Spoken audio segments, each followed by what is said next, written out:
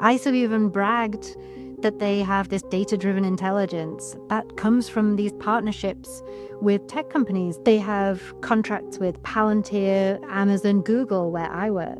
And that should be so concerning for all of us. These same tech companies, they have so much data on us from all of the ways that we interact with our devices, self-driving cars, driving around our cities, Ring cameras on every house. There's so much data about us.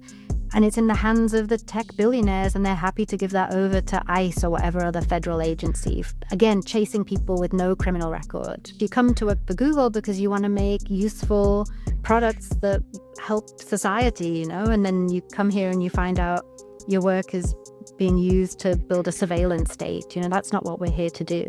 We should have a voice over what our work is being used for. For a lot of workers, this feels like a bait and switch. Over half of H-1B visa holders work in tech, and yet they're being forced to work on these technologies that are kind of surveilling their communities and putting other kind of immigrants at risk and so on. But then you see the kind of work that you're being forced to do because your visa is tied to your employment is tied to you doing this kind of work. You can't quit your job because then you lose your ability to stay in this country with your friends and support network. They can't stand up for what's right at their companies because they're scared they'll be deported. It's Google's leadership that have made these contracts, but they don't make the products.